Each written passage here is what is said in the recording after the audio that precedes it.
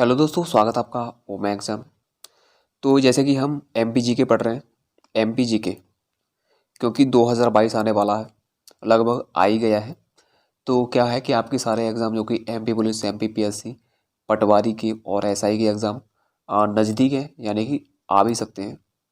तो क्या है कि आपका एमपीजी के का पोर्शन काफ़ी इम्पोर्टेंट है। तो मैं जो भी वीडियो करा रहा हूँ काफ़ी नॉलेजेबल वीडियो है, कोई भी आपको यूट्यूब पे नहीं कराएगा, खासकर फैक्ट ऐसे बता के, ठीक है, ऑप्शनल दे के। तो जो भी कुछ है मुझे ऐसा पसंद है पढ़ाना, ठीक है। अगर आपको अच्छा लगता है तो वीडियो पढ़ सकते हो, वरना कोई बात नहीं, ज़बरदस्ती है नहीं। तो पहला ही क्वेश्चन है कि ग्वालियर का पुराना नाम क्या था। यहाँ पे फालतू की बकवास नहीं की जाती है, ओनली आपको आपकी जानकारी की चीज़ें बताई जाती हैं आपको, जो एग्जाम में पूछी जा सकती है। तो इसका पुराना नाम था गोपगिरी, क्योंकि ग्वालियर में गोपांचल पर्वत स्थित है। गोपांचल पर्वत, इसी के नाम पर इसका नाम ग्वालियर रखा गया था। और कई बार क्वेश्चन आता है कि ग्वालियर किस लिए प्रसिद्ध है। तो ग्वालियर तानसेन की नगरी कहा जाता है इसको, तानसेन की नगरी, तानसेन की नगरी कहा जाता है। और तानसेन समारोह भी ग्वालियर में आयोजित किया जाता है, काफ़ी बड़ा समारोह है। तो ग्वालियर में एक गुजरी महल है, जो कि ग्वालियर के किले के नीचे स्थापित है, ठीक है। राजा मानसिंह की प्रेमिका थी रानी मृगनयनी, उनका नाम, उन्हीं की याद में उन्होंने, शायद उन्हीं के लिए उन्होंने गुजरी महल का निर्माण करवाया था। गुजरी महल पूछा जाए तो कहाँ पे है, ग्वालियर में। अगला क्वेश्चन है कि मध्य प्रदेश में पृथ्वी का केंद्र किस जगह को माना जाता है। तो ये है मंगलनाथ, जो कि कहाँ पे है, उज्जैन में। उज्जैन मध्य प्रदेश का एक पश्चिमी जिला है, जो कि क्षिप्रा नदी के तट पर स्थित है। क्षिप्रा नदी के तट पर स्थित है, जहाँ पे हर 12 साल में कुंभ का मेला लगता है, जो कि 2028 में लगेगा अगली बार। कब लगेगा, 2028 में, ओके। यहाँ पे 84 महादेव मंदिर है, क्वेश्चन पूछा जाता है, जो कि फिलहाल एमपीपीएससी में पूछा गया था। 84 महादेव कहाँ पे है, उज्जैन में। कहाँ पे है, तो ये है उज्जैन में। और तीसरा क्वेश्चन है, विंध्य श्रेणी में सबसे ऊंची चोटी कौन सी है। आंसर होगा आपका गुडविल चोटी, जिसको सद्भावना शिखर कहा जाता है। सद्भावना शिखर, अगर आप वनडे एग्जाम की तैयारी कर रहे हो तो आप गुडविल और सद्भावना इसको याद रखना है। और इसकी ऊंचाई को, जो कि समुद्र तल से 552 मीटर ऊंची है।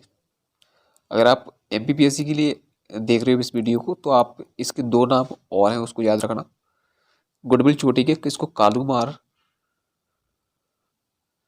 कालूमार और कालम्बे।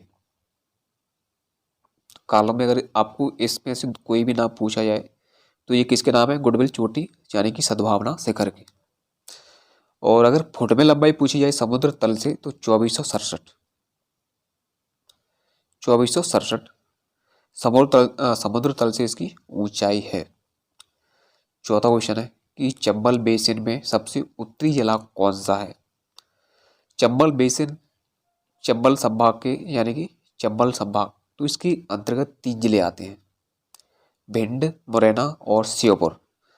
तो सबसे उत्तरी जिला कौन सा है, मुरैना, जो कि एमपी का भी सबसे उत्तरी जिला है। कौन सा है, मुरैना।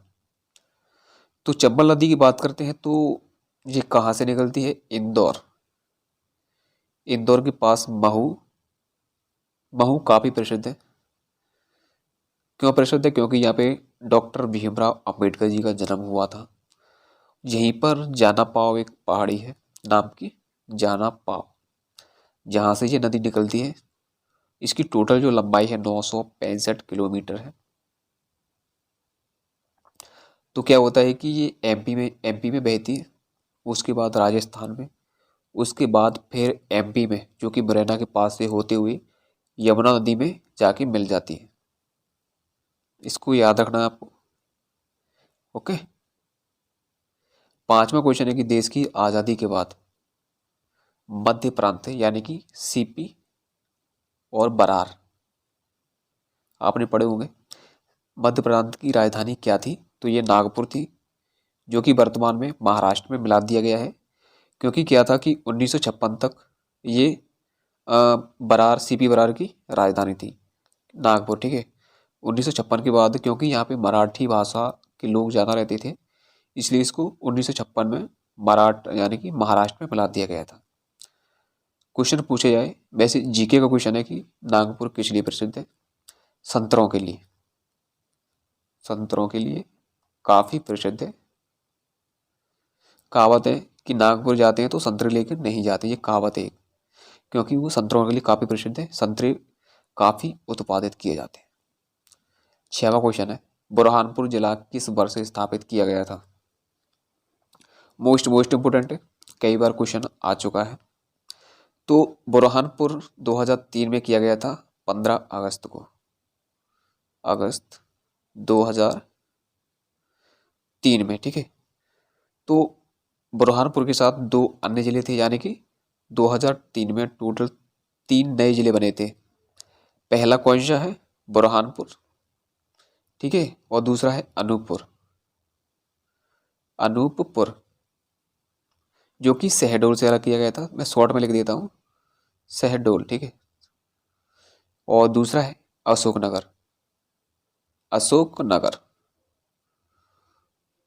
जो कि गुना से अलग किया गया था, गुना, याद रखना। अब बात करते हैं अनूपपुर जिले की। चलिए छोड़िए, अनूपपुर जिले आपको पता होगा कि अमरकंटक स्थित है, और अमरकंटक से नर्मदा और सोन नदियों का उद्गम हुआ है। लेकिन नर्मदा नदी के बारे में जानना जरूरी है, क्योंकि क्वेश्चन पूछे जाते हैं। नर्मदा नदी कहाँ से निकलती है? अमरकंटक, अनूपपुर जिले से, जिसकी टोटल लंबाई है 1312 किलोमीटर। मध्य प्रदेश में कितनी है? 1077 किलोमीटर। ओके, बस ज़्यादा आपको याद नहीं रखना, ठीक है। 2003 में। अगला क्वेश्चन है, 7वां क्वेश्चन है कि बुंदेलखंड में कौन सा स्थान शामिल है? बुंदेलखंड में, हालांकि इसमें होशंगाबाद नहीं है, भोपाल भी नहीं है, शिवपुरी है, सांची तो बिल्कुल भी नहीं है। आंसर क्या होगा? शिवपुरी, जिसका थोड़ा सा हिस्सा बुंदेलखंड में अवस्थित है। हालांकि शिवपुरी मध्य भारत पठार के अंतर्गत आता है, मध्य भारत की पठार के अंतर्गत आता है, लेकिन इसका आंसर शिवपुरी होगा। और बात करते हैं होशंगाबाद की, तो ये नर्मदा सोन घाटी में स्थित है, ठीक है। नर्मदा सोन घाटी, सतपुड़ा, मैकाल श्रेणी, आपको पता होगा। और भोपाल और सांची मालवा पठार में है, मालवा, मालवा पठार के अंतर्गत भोपाल और सांची स्थित है। तो सांची कहाँ पे है? तो ये है रायसेन में, रायसेन में है सांची, जहाँ पे बौद्ध स्तूप बना है। सांची का स्तूप आपको पता होगा। और इसको यूनेस्को में भी शामिल किया गया था 1989 में। अगर क्वेश्चन पूछा जाए कि एमपी में जो स्थल हैं, कितने स्थलों को यूनेस्को में जोड़ा गया है, तो टोटल ऑफ 3, जिसमें पहला है खजुराहो, खजुराहो, ठीक है, शॉर्ट में लिख देता हूँ। खजुराहो को 1986 में जोड़ा गया था, और 1989 में सांची को, और 2003 में भीमबेटका को। ये टोटल 3 है, भीमबेटका, इन तीनों को यूनेस्को में जोड़ा गया था। सांची किस धर्म से संबंधित है? बौद्ध धर्म से, बौद्ध धर्म से। इसको याद रखना, कई बार क्वेश्चन पूछा जाता है, चाहे एमपीपीएससी हो चाहे एसआई हो, सांची से क्वेश्चन हमेशा पूछे जाते हैं। 8वां क्वेश्चन है कि मध्य प्रदेश में ऋतु वेधशाला किस स्थान पे है? तो ये है इंदौर में। अगर आपको वीडियो अच्छा लगता है तो आप बताना कैसा लगता है आपको वीडियो मेरा, ठीक है, कमेंट में बता देना। तो राइट आंसर होगा इंदौर। 9वां क्वेश्चन है कि मध्य प्रदेश को कितने कृषि जलवायु क्षेत्रों में बांटा गया है? आंसर 11, 11 कृषि जलवायु क्षेत्रों में बांटा गया है। 10वां क्वेश्चन है कि जॉर्ज कैसल राष्ट्रीय उद्यान में स्थित है, तो ये कहाँ पे है? माधव राष्ट्रीय उद्यान में, जो कि शिवपुरी में है। मैंने बताया था आपको शिवपुरी। तो शिवपुरी किस संभाग के अंतर्गत आता है? तो ग्वालियर, ग्वालियर में टोटल, ग्वालियर संभाग में टोटल 5 जिले आते हैं, जिसमें से एक ग्वालियर, ठीक है, और उसके बाद है दतिया, शिवपुरी,